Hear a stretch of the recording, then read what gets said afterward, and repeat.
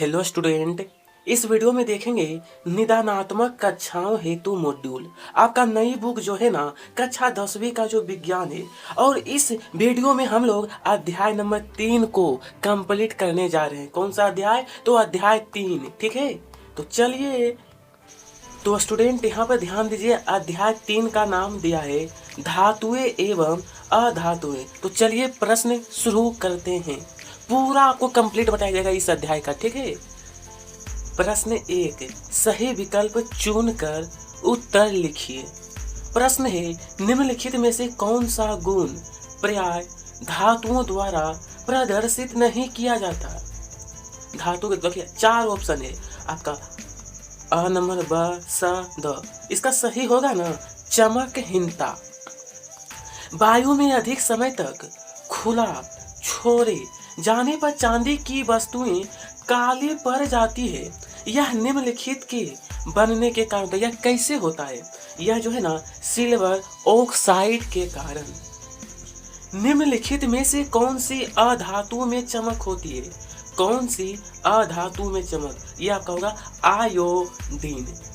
प्रश्न 4, निम्नलिखित में से कौन सी धातु उभयधर्मी ऑक्साइड है? विद्यार्थी बोला है उभयधर्मी ऑक्साइड जो है ना एल्यूमिनियम है। कौन सा? एल्यूमिनियम। यहाँ तक नंबर 4 तक देखिए। नंबर 5 देखते हैं अब चलिए। तो नंबर 4 तो आपको बता दिया था एल्यूमिनियम। 5 में है, निम्नलिखित में से कौन सी मिश्र धातु में पारद अवयव होता है? पारद अवयव, तो ये आपका होगा अम्लगम। अम्लगम। निम्नलिखित में से कौन सी अधातु द्रव होती है? कौन सी अधातु? तो यह आपका है ब्रोमीन। जब जल धातु के साथ क्रिया करता है तो कौन सी गैस उत्सर्जित करती है? उत्सर्जित आपका हाइड्रोजन होता है। कौन सा? हाइड्रोजन। चलिए अब यहाँ पर है आपका दिया है, लेकिन एक चीज गौर करिए, इस 4, 5, 6, 7 सही का आंसर स वाला ही हुआ है। ठीक है, रिक्त स्थान वाला प्रश्न देखेंगे। 2 या 2 से अधिक धातुओं के समांगी मिश्रण को तो यहाँ पर आपको भरना है मिश्र धातु कहते हैं। दूसरा है वह सूची जिसमें धातुओं को उनकी क्रियाशीलता के अवरोही क्रम में व्यवस्थित किया जाता है तो उसे हम लोग कहते हैं सक्रियता श्रेणी। सक्रियता श्रेणी कहते हैं। कमरे के ताप पर द्रव धातु यानी पारा, जिसे हम लोग पारद, एवं एक द्रव अधातु का नाम Br यानी ब्रोमीन होगा। पतले तारों में धातुओं की खींचे जा सकने की क्षमता जो होती है उसे कहते हैं तन्यता। तन्यता का मतलब होता है कि खिंचाना। 2 या 2 से अधिक धातुओं अथवा एक धातु एक अधातु के समांगी मिश्रण को मिश्र धातु कहते हैं। ठीक है, मैंने यहाँ पर आपको प्रश्न 5 तक बताया हूँ। अब देखेंगे 6 से नंबर। यहाँ पर बोला कि जो ऑक्साइड अम्लीय एवं क्षारीय दोनों गुण को प्रदर्शित करते हैं उसे हम लोग उभयधर्मी कहलाते हैं। नंबर 7 में आपको भरना है Au का मतलब होता है एल्यूमिनियम धातु आसानी से संक्षारित नहीं होती है। नंबर 8 में होगा Ag धातु विद्युत की सर्वोत्तम चालक है। Ag का मतलब हो गया आपका चांदी। ठीक है, विद्युत का सर्वोत्तम। जो धातुएं कठोर सतह से टकराने पर आवाज उत्पन्न करती है उस ध्वनि को ध्वनि जो होता है उसको कहते हैं ध्वनिक कहा जाता है। अयस्क में उपस्थित व्यर्थ या खराब या अपशिष्ट पदार्थ जैसे रेत, मिट्टी आदि को गेंग कहते हैं। क्या? गेंग। हीरा विद्युत का क्या है? कुचालक होता है, यानी उसमें विद्युत प्रभावित नहीं होगा। धातुएं प्राय उष्मा एवं विद्युत की सुचालक है। ठीक है, चलिए तीसरा नंबर है सही जोड़ी मिलाइए। चलिए तो यहाँ पर आपका मिलान करना है। सबसे पहले सभी धातुएं जो है ना विद्युत चालक होता है। ठीक है, द्रव्य धातु आपका जो है वो ब्रोमीन है। सोडियम आपका जो है ना, सोडियम ये आपका है मिट्टी का तेल, मिट्टी का तेल। अब कार्बन अधातु आपका अपर रूपता होगा, अपर रूपता। ठीक है, चलिए विद्यार्थी यहाँ पे देखते हैं, एक शब्द या वाक्य में उत्तर लिखिए। प्रश्न है, दो धातुओं के नाम लिखिए जो ठंडे जल के साथ तेजी से अभिक्रिया करती है। इसका उत्तर रहेगा सोडियम, पोटेशियम।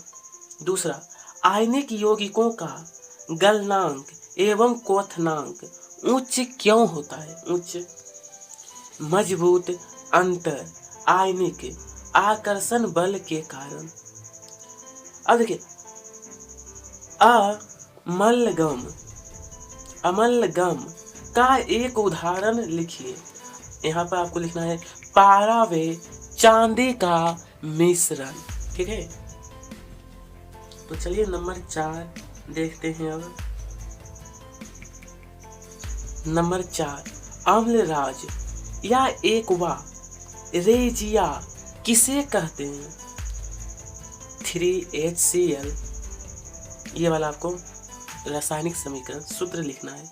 खाद्य पदार्थ के डिब्बों पर जिंक की बजाय टीन का लेप होता है, क्यों? संक्षारण से बचाने के लिए। किससे? संक्षारण से बचाने के लिए।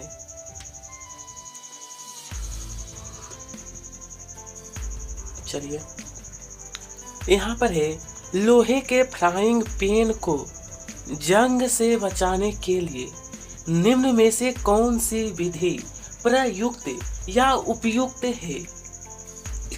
ये इसका उत्तर रहेगा यसद लेपन। लेपन करना, यहाँ पर लोपन लिखा गया है, लेपन, इस तरीके से। चलिए, सबसे अधिक अभिक्रियाशील एवं आघात वर्धनीयता वाली धातु के नाम, धातु के नाम। तो अब आपका होगा के और एक लिखना है AU यानी एल्यूमिनियम। आयनिक यौगिकों का गलनांक एवं क्वथनांक उच्च क्यों होता है? आयनिक बंध से। ठीक है, अब यहाँ पर है, दो धातुओं के नाम बताइए जो प्रकृति में मुक्त अवस्था में पाई जाती है। इसका उत्तर होगा एल्यूमिनियम और आपका सिल्वर यानी चांदी। देखिए, एल्यूमिनियम यहाँ पर कोमा लगा दीजिएगा, उसके बाद लिखना है AG। ठीक है, बोला कि ऊष्मा की सबसे अच्छी चालक व कुचालक धातु के नाम लिखिए। आपका AG यानी सिल्वर और PB यानी पारा। वे धातुएं जो पीटने पर पतली चादर के समान फैल जाती है, उसे कहते हैं हम लोग आघात वर्धनीयता। अब बोला खनिज किसे कहते हैं? तो देखिए, जमीन में से खोदकर निकाले गए पदार्थ को खनिज कहते हैं। ठीक है, थोड़ा सा यहाँ सुधार करना है, आघात वो की जगह आपको तोक लिखना है, आघात वर्धनीयता। यहाँ पर भी वही करना है, AU कोमा लगाकर लिखना है AG। थोड़ी सी टाइपिंग में गलती हुई है, लेकिन मैं आपको सही करके बता दिया हूँ। ठीक है, चलिए अब देखेंगे हम लोग सत्य और असत्य वाला क्वेश्चन। यहाँ पर बोला सत्य और असत्य। सोडियम अति क्रियाशील धातु है, बिल्कुल सत्य है। दो अधातुओं के समांग मिश्रण को मिश्र धातु कहते हैं, यह आपका असत्य होगा। धातुओं के ऑक्साइड प्राय क्षारकीय प्रकृति के होते हैं, बिल्कुल सत्य है यह। चलिए, अधातुओं के ऑक्साइड प्राय अम्लीय प्रकृति के होते हैं। सॉरी, नंबर 4 में पहले देखेंगे, स्टेनलेस स्टील में तांबा मिला होता है, असत्य। अधातुओं के ऑक्साइड प्राय अम्लीय प्रकृति के होते हैं, बिल्कुल सत्य है। ग्रेफाइट अधातु विद्युत की सुचालक होती है, यह भी सत्य है। उसके बाद नंबर 7 है, विद्युत तारों पर एक अचालक पदार्थ की परत चढ़ी होती है। सामान्यतः इसके लिए प्रयुक्त पदार्थ पॉलीविनाइल क्लोराइड होता है। यह भी सही सत्य है। जो धातुएं कठोर सतह से टकराने पर आवाज उत्पन्न करती है उस ध्वनि को कहा जाता है ध्वनिक या सोनोरस। यह भी सही है। वे धातुएं जो पीटने पर पतले चादर के समान फैल जाती है उसे आघात वर्ध। यह भी सत्य है। पारा या पारद का उपयोग थर्मामीटर एवं बैरोमीटर में किया जाता है। यह भी सत्य है। वह सूची जिसमें धातुओं को उनकी क्रियाशीलता के अवरोही क्रम में व्यवस्थित किया जाता है उसे सक्रिय श्रेणी कहते हैं। यह आपका सत्य है। चलिए नंबर 12 अब देखते हैं। ठीक है, नंबर 11 हो गया था ना। नंबर 12, जिन खनिजों के लाभकारी ढंग से एवं कम खर्च में शुद्ध धातु की प्राप्ति संभव होती उसे अयस्क कहते हैं। यह भी सही है। जब कोई तत्व प्रकृति के विभिन्न रूपों में पाया जाता है तो इस गुण को अपरूपता कहते हैं। यह भी आपका सत्य है। गर्म जल बोला गया है कि गर्म जल का टैंक बनाने में तांबे का उपयोग करते हैं क्योंकि यह अधिक ऊष्मा का चालक होता है। यह भी सही है। सोना, चांदी, प्लेटिनम का उपयोग आभूषण बनाने में करते हैं क्योंकि यह बहुत कम क्रियाशील होती है। यह भी सही है। तो इस प्रकार से हम लोगों ने सत्य और असत्य में प्रश्न 1 से लेकर 15 तक मैं आपको बताया हूँ। अब देखेंगे इसके 2 अंक के प्रश्न में उभयधर्मी ऑक्साइड क्या होते हैं। 2 उभयधर्मी ऑक्साइडों का उदाहरण। उभयधर्मी ऑक्साइड जो ऑक्साइड अम्लीय एवं क्षारकीय दोनों गुणों को प्रदर्शित करते हैं वे उभयधर्मी ऑक्साइड कहलाते हैं।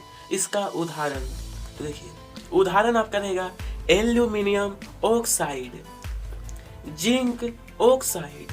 चलिए कारण लिखना है। पहला प्रश्न है प्लेटिनम, सोना एवं चांदी का उपयोग आभूषण बनाने के लिए किया जाता है। इसका कारण क्या है।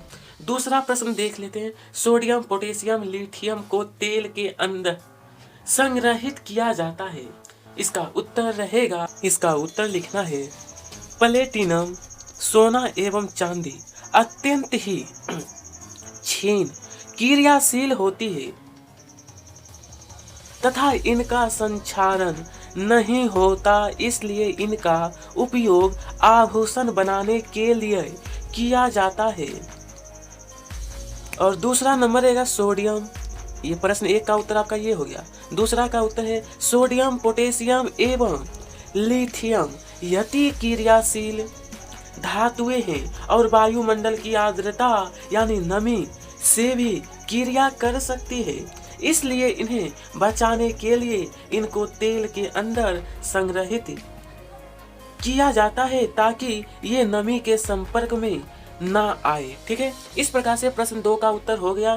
तीसरा प्रश्न कहा गया है गर्म जल का टैंक बनाने में तांबे का उपयोग होता है परंतु इस्पात यानी लोहे की मिश्र धातु का नहीं। इसका कारण बताइए। कारण इसका उत्तर रहेगा तांबा इस्पात से अधिक ऊष्मा का चालक होता है, इसलिए गर्म पानी का टैंक बनाने में तांबे का उपयोग होता है इस्पात का नहीं, क्योंकि इस्पात मिश्र धातु है। प्रश्न संख्या 4, आपने तांबे के मलिन बर्तनों को नींबू या इमली के रस से साफ करते अवश्य देखा होगा। यह खट्टे पदार्थ बर्तन को साफ करने में क्यों प्रभावी है। तो देखिए, तांबे के बर्तनों पर क्षारकीय ऑक्साइडों की परत जम जाने के कारण वे मलिन हो जाते हैं। नींबू, इमली या अन्य खट्टे पदार्थों में हल्का अम्ल होता है जो क्षारकीय परत से अभिक्रिया करके उसे उदासीन कर देता है और हटा देता है, बर्तन चमकने लगते हैं। ठीक है, इस तरीके से आपको उत्तर लिखना है।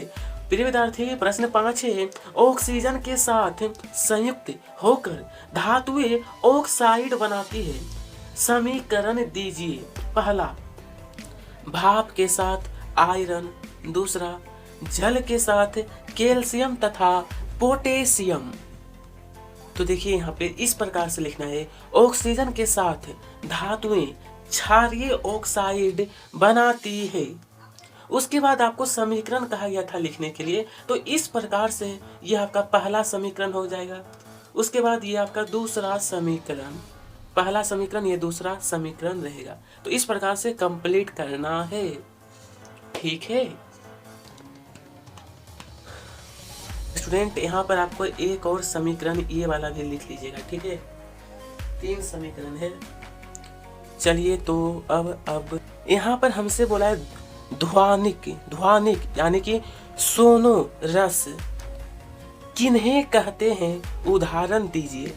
सोनो रस वे धातुएं जो किसी कठोर सतह से टकराती है तो वे ध्वनि करती है, उन्हें स्थानिक सोनो रस कहते हैं। उदाहरण में आपको लिखना है, उदाहरण में मंदिर के घंटों एवं स्कूल की घंटी का धातु।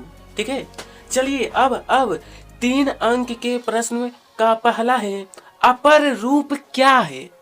इसका उत्तर है कार्बन ऐसी अधातु है जो विभिन्न रूपों में विद्यमान रहती है, प्रत्येक रूप को अपर रूप कहते हैं। हीरा कार्बन का एक अपर रूप है, यह सबसे कठोर प्राकृतिक पदार्थ है एवं इसका गलनांक तथा क्वथनांक बहुत अधिक होता है। ठीक है, गलनांक एवं क्वथनांक। इसी प्रकार दूसरा प्रश्न अब देखेंगे। इतना पहले कंप्लीट करने के बाद यहाँ पर है, आयनिक यौगिकों के 3 गुण लिखिए। तो पहला, गलनांक व क्वथनांक उच्च होता है। दूसरा, जल में घुलनशील तथा कार्बनिक विलायकों में अघुलनशील है। तीसरा, विद्युत के सुचालक होते हैं, विद्युत के सुचालक। इसके बाद बोला गया है हमसे 4 अंक के प्रश्न देखते हैं। अब प्रश्न, सक्रियता श्रेणी क्या है? सक्रियता श्रेणी वह सूची है जिनमें धातुओं की क्रियाशीलता को अवरोही क्रम में व्यवस्थित किया जाता है। आपके बुक में तालिका दिया है, उसे आपको भरना है। तो आप लोग इस प्रकार से कंप्लीट करिएगा जैसा मैं बताऊंगा। इस तरीके से आपके बुक में तो दिया गया है, सक्रियता श्रेणी, धातुओं के सापेक्ष अभिक्रियाशीलताएं, पोटेशियम सबसे अधिक, सोडियम में सबसे अधिक अभिक्रियाशील। इसी प्रकार आपका कैल्शियम, मैग्नीशियम, एल्यूमिनियम, जिंक में यह घटती अभिक्रिया है, घटती अभिक्रिया। इतना पहले आपको भरना है, उसके बाद फिर आगे दिखाता हूँ। ठीक है, तालिका और यहाँ तक मैं आपको बताया हूँ। उसके बाद फिर iron, lead, hydrogen, copper, mercury, silver, gold जो कि सबसे कम क्रियाशील है, यानी घटती अभिक्रियाशील इसकी है, सबसे घट रहा है। और गोल्ड क्या है? सबसे कम अभिक्रियाशील है। इसलिए तो ये सारा चीज का आभूषण बनता है ना, सोना चांदी का, क्योंकि यह कम क्रियाशील होता है। इस प्रकार से तालिका को भर लेना है। इतना करने के बाद हम लोग अगला प्रश्न, अब प्रश्न 2, धातुओं के प्रमुख भौतिक गुण धर्म लिखिए। किसका? तो धातु के। तो देखिए, पहला नंबर, ये ऊष्मा एवं विद्युत की सुचालक होती है। दूसरा रहेगा, धातुएं आघात वर्धनीय होती है। तीसरा, धातुएं कठोर होती है। बस 3 ही पॉइंट लिखना है, ज्यादा नहीं, कि धातुएं कठोर होती है। ठीक है दोस्तों, एक पॉइंट और रहेगा, धातुएं ध्वनिक, मतलब उसमें आवाज निकलती है ना, मंदिर में क्या होता है, जो घंटी होता है वो, इसलिए धातुओं में ध्वनिक होती है। चलिए तीसरा प्रश्न। अब प्रश्न 3 में यहाँ पर कहा गया है रासायनिक गुण धर्म के आधार पर धातुओं व अधातुओं में कोई 4 विभेद लिखना है। 4, तो चलिए एक एक करके देखते हैं। रासायनिक गुण धर्म के आधार पर धातुओं में विभेद, इस प्रकार से आपका तालिका दिया गया है, बोला गया, देखिए क्वेश्चन में 4 आपको लिखना है। विभेद का मतलब हो गया अंतर धातु और अधातु के बीच। पहला, ये अपचायक होती है, ये साइड, ये उपचायक होती है। इनके ऑक्साइड क्षारीय होते हैं, इनके ऑक्साइड अम्लीय या उदासीन होते हैं। ये अम्लों से अभिक्रिया करके पर्याय हाइड्रोजन विस्थापित करती है। और यहाँ पर लिखना है कि ये अम्लों से अभिक्रिया नहीं करती। चौथा, ये विद्युत धनात्मक तत्व है, ये विद्युत ऋणात्मक तत्व है। इस प्रकार से आपको प्रश्न 3 को कंप्लीट करना है। बस स्टूडेंट एक लास्ट क्वेश्चन और बचा हुआ है, उसके बाद आपका चैप्टर 3 भी पूरा हो जाएगा। यहाँ पर अगर ध्यान दीजिएगा तो बोला गया भौतिक गुण धर्म के आधार पर धातुओं में 4 विभेद। प्रिय विद्यार्थी, आपके बुक में तो तालिका नहीं दिया है, तो आपको क्या करना है, भौतिक गुण धर्म के आधार पर धातुओं में कोई 4, मैं बता देता हूँ, आप लोग अच्छी प्रकार से नोट करिएगा। देखिए आपको प्रिय विद्यार्थी करना है कि आप लोग तालिका बना के लीजिएगा इस प्रकार से, ठीक है। और इस तरीके से आपके क्वेश्चन में कहा है 4 विभेद लिखना है ना, तो आपको ज्यादा नहीं लिखना है। यहाँ पर देखिए बहुत सारा दिया गया है, 1 2 2 4 6 8 दिया है, इसमें आपको 4 ही लिखना है। तो आपको जो सबसे आसान लगेगा वो आपको 4 चुन कर अच्छी प्रकार से लिख लेना है, ठीक है। तो स्टूडेंट इसी के साथ ध्यान से मैं अच्छी प्रकार मैं बता देता हूँ। तो इसी के साथ यह वीडियो यहीं पर समाप्त होता है। कमेंट में बताइएगा अगला कौन सा चैप्टर आपको चाहिए। वीडियो पसंद आई हो तो लाइक करिएगा, साथ में सब्सक्राइब। आप सभी को तहे दिल से धन्यवाद।